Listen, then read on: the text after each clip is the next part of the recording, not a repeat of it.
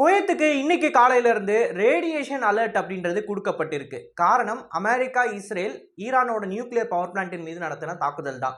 So இன்னைக்கான காணொலியை நம்ம எதை பத்தி பார்க்க போறோம் அப்படின்னா, இந்த நியூக்ளியர் ரியாக்டர்ன்றது எங்க இருக்கு, இந்த ரியாக்டர் அடிச்சா எப்படி குவைத் வரைக்கும் ரேடியேஷன் அஃபெக்ட்ஸ் இருக்கும் அப்படின்றத தான் பார்க்க போறோம்.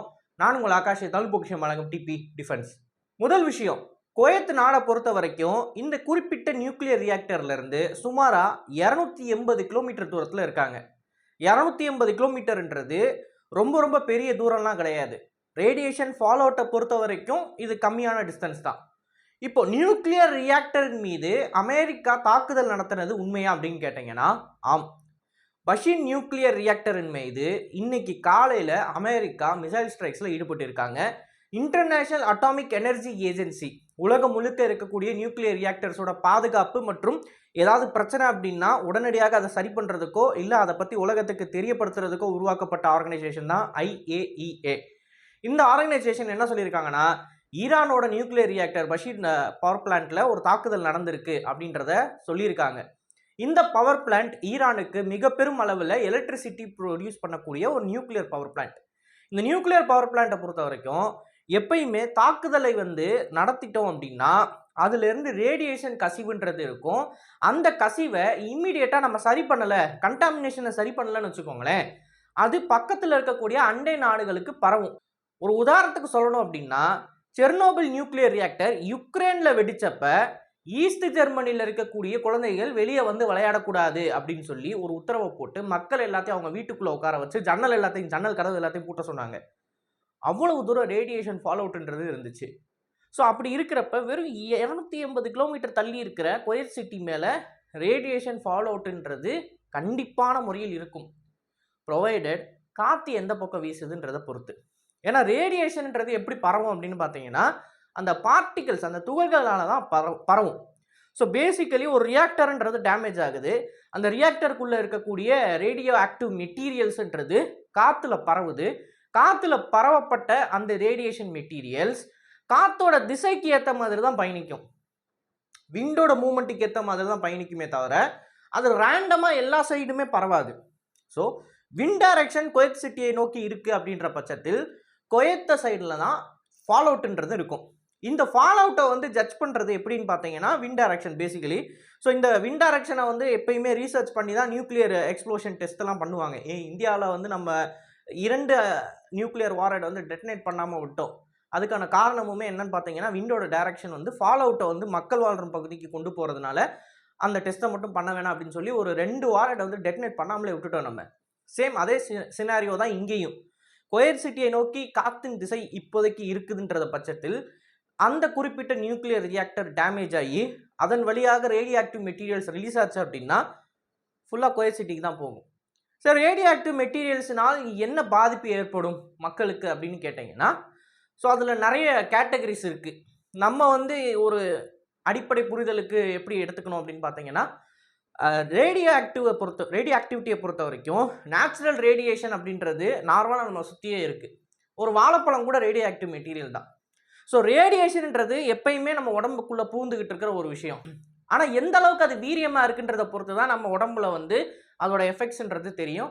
அண்ட் அயனைசிங் ரேடியேஷன் தான் நம்மளோட உடம்புல இருக்கக்கூடிய DNA வரைக்கும் அதை மாற்றக்கூடிய வல்லமை படைச்சது. ஸோ இந்த நியூக்ளியர் ரியாக்டர் வெளியாகக்கூடியது எல்லாமே அயனைசிங் ரேடியேஷன் தான். ஸோ இந்த ரேடியேஷன்ன்றது எவ்வளவு தூரம் மக்கள் எக்ஸ்போஸ் ஆகுறாங்க இந்த ரேடியேஷனுக்குன்றதை பொறுத்து அவங்களுக்கு இமீடியட்டாக சாவுன்றதோ அல்லது ஒரு 5-6 வருஷம் கழித்து கேன்சர் இறந்து போகிறதோ அல்லது அவங்க கல்யாணம் பண்ணி அவங்களுக்கு குழந்தை உண்டாகிறப்ப அதில் ஏதாவது பாதிப்பு வர்றதோ, இந்த மாதிரியான பிரச்சனைகள்ன்றது எவ்வளோ எக்ஸ்போஷர் இருக்குன்றதை பொறுத்து தான் அமையும். அதுக்குன்னு இந்த ரேடியோ ஆக்டிவ் கிளவுடுன்றது ஒட்டுமொத்தமாக குவைத்தில் இருக்கிற மக்கள் எல்லாத்தையுமே பாதிப்படைய வச்சிருமா அப்படின்னு கேட்டிங்கன்னா கிடையாது. எக்ஸ்போஷர் எந்த அளவுக்கு இருக்குன்றதை பொறுத்து தான் இஃபெக்ட்ஸ்ன்றது இருக்கும். அண்ட் ஒன்றுமே கிடையாது, நீங்கள் ஒரு ரேடியோ ஆக்டிவ் கிளவுடில் போயிட்டீங்க, ஒரு ரேடியோ ஆக்டிவ் மெட்டீரியல் உங்கள் மேலே பட்டுருச்சு அப்படின்ற பட்சத்தில் நீங்கள் வீட்டுக்கு குளிச்சிட்டிங்க அப்படின்னா இந்த ரேடியோ ஆக்டிவ் மெட்டீரியல்ஸ் எல்லாமே தண்ணியாக ட்ரைனேஜுக்குள்ளே போயிடும். ஸோ ப்ரிவென்டிவ் மெத்தட்ஸ்ன்றது இருக்குது இங்கே. நம்ம அதை பார்த்து பயப்படணுன்ற அவசியம் கிடையாது. அதற்காண்டி தான் குவைத்தோட அரசாங்கம் இப்போ ஒரு இனிஷியல் அறிவிப்பு ஒன்று கொடுத்துருக்காங்க. பக்கத்தில் தான் நியூக்ளியர் பவர் பிளான்ட் இருக்குது, அங்கே அடிச்சுக்கிட்டு இருக்காங்க. சப்போஸ் ஏதாவது பிரச்சனை இருக்குது அப்படின்ற பட்சத்தில் இன்ஸ்ட்ரக்ஷன்ஸ் வந்து ப்ராப்பராக ஃபாலோ பண்ணுங்க அப்படின்னு சொல்லி. ஸோ ஃபாலோ அவுட் வந்து நம்மளால் அதை வந்து தப்பிக்க முடியுமா அதுலேருந்து அப்படின்னு கேட்டிங்கன்னா கண்டிப்பாக தப்பிக்க முடியும். ஏன்னா இப்போ இருக்கக்கூடிய மாடர்ன் சயின்ஸில் விண்ட் டைரக்ஷன் எந்த பக்கம் இருக்குது, எங்கே ஃபால் அவுட்டோட க்ளவுட் இருக்கும், எந்த இடத்துல அந்த க்ளவுடு வந்து ஃபால் அவுட் பார்ட்டிகல்ஸை பூமிக்கு கொண்டு வரும், இப்படின்னு எல்லா விஷயங்களையுமே நம்மளால் ட்ராக் பண்ண முடியும். ஸோ முன்கூட்டியே நமக்கு தகவல் கிடச்சிரும். அந்த தகவலை நம்ம பின்பற்றி நம்ம செயல்பட்டோம்னாலே இந்த ஃபால் அவுட்னால நமக்கு பெரிய லெவலில் பாதிப்பு இருக்காது. ஸோ குவைத்தை பொறுத்த வரைக்கும் அனாவசியமாக பயப்படணும் அப்படின்ற அவசியம் கிடையாது. ஏன்னா இன்டர்நேஷனல் அட்டாமிக் எனர்ஜி ஏஜென்சி அதுக்கு தான் இருக்குது. அண்டு ஃபால் அவுட்டை கரெக்டாக ட்ராக் பண்ணக்கூடிய எக்யூப்மெண்ட் எல்லாமே குவைத்துக்கிட்ட இருக்குது. அப்படின்ற பட்சத்தில் அந்த மக்களுக்கு எந்த ஒரு பிரச்சனையும் இல்லை. தேவையில்லாத பதட்டம் வந்து குவைத்தில் இருக்கிற மக்களுக்கு தேவையில்லை.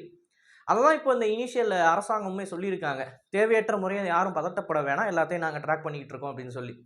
ஸோ ஃபால் அவுட்டோட கான்செப்ட் வந்து இதுதான். ஆனால் அந்த ஃபால் அவுட் வந்து எந்த அளவுக்கு வீரியமாக இருக்குன்றது அங்கே நியூக்ளியர் ரியாக்டர் எவ்வளோ தூரம் டேமேஜ் ஆயிருக்கு, மெல்ட் டவுன் நடந்திருக்கா அப்படின்றத பொறுத்து தான் இருக்குது. பொதுவாக நியூக்ளியர் ரியாக்டர் வந்து அட்டாக் பண்ணுறாங்க அப்படின்னாலே அது ஆட்டோமேட்டிக்காக ஷட் டவுன் ப்ராசஸ்க்குள்ளே போயிடும். ஏன்னா அந்த மாதிரி சிஸ்டம்ஸோட தான் நியூக்ளியர் ரியாக்டர் வந்து கட்டமைச்சிருப்பாங்க இப்போ இருக்கிற உலகத்தில். So nuclear reactor once shut down ஆயிடுச்சு அப்படின்னா அதுலேருந்து பெரிய அளவில் கதிர்வீச்சு வெளியே வராது. வரும், இல்லாமலாம் இருக்காது. பட் வந்து செர்னோபில்லேருந்து வெளிவந்த அளவுக்குலாம் இருக்காது. ஸோ ரியாக்டர் ஷட் டவுன் ஆயிடுச்சுன்ற பட்சத்தில் குவைத் சிட்டியவே ஒட்டுமொத்தமாக பாதிக்கிற அளவுக்கான ஒரு ரேடியேஷன் லீக்குன்றது வரப்போகிறது இல்லை. பட் ரேடியேஷன் லீக் இருக்கும், கண்டிப்பாக இருக்கும். மக்களுக்கு வந்து அதிகப்படியான எக்ஸ்போஷர்ன்றது கன்ஃபார்ம்டு இருக்கும். அட்லீஸ்ட் ஒரு நாளைக்கு ஒரு 10 எக்ஸ்ரே அல்லது 20 எக்ஸ்ரே எடுத்த அளவுக்காச்சும் அவங்களுக்கு ரேடியேஷன் எக்ஸ்போசர் இருக்கும், ப்ரொவைடட் ஃபாலோ அவுட் அவங்க பக்கம் வருதுன்ற பட்சத்தில். ஸோ இதுதான் கான்செப்ட். இதுபடி தான் குவைத் அரசாங்கம் வந்து இப்போ அறிவிப்பு கொடுத்துருக்காங்க. இதனால் யாரும் பீதி அடையணுன்ற அவசியம் இல்லை. சப்போஸ் யாராவது குவைத்தில் இருந்து இதை நீங்கள் பார்த்துக்கிட்டு இருந்தீங்க அப்படின்னா. ஸோ இந்த காணொலியை பற்றின உங்களோட கருத்துக்கள் என்ன அப்படின்றத மறக்காமல் கமெண்ட்ஸில் பதிவிடுங்க. அண்ட் அமெரிக்கா மற்றும் இஸ்ரேல் நடத்தக்கூடிய இந்த எனர்ஜி இன்ஃப்ராஸ்ட்ரக்சர் தாக்குதலை பற்றி நீங்கள் என்ன புரிஞ்சுக்கிறீங்க, இதை செய்யலாமா இல்லையா, இன்டர்நேஷனல் லா என்ன சொல்லுது அப்படின்றத பற்றின உங்களோட ஒப்பீனியன்ஸை மறக்காமல் கமெண்ட்ஸில் பதிவிடுங்க. அண்ட் இது போல் நிறைய தகவலை தெரிந்து கொள்ள டிவி நியூஸ் பேஜை ஃபாலோ பண்ணிக்கோங்க. நல்லதை பொறுத்து நல்ல சமுதாயத்தை இருக்கும். நன்றி, வணக்கம்.